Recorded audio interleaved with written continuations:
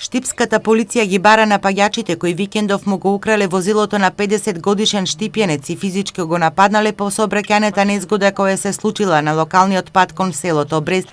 Како што информираат од МВР, во незгодата учествувале две возила, Голф и Фијат Пунто без регистарски ознаки, кој го управувал непознато лице. Кога возачот на Голфот се обидел телефонски да пријави во полиција, возачот на Пунтото и сопатникот му се спротиставиле, физички го нападнале, а потоа се качиле во неговиот автомобил и побегнале. Пунтото го оставиле на патот. Подоцна полицијата го пронашло украденото возило во атарот на селото, но не и напаѓачите. СВР Штип извршил увид на местото на незгодата, се преземаат мерки за пронаоѓање на лицата и расчистување на случајот, информираат од полицијата.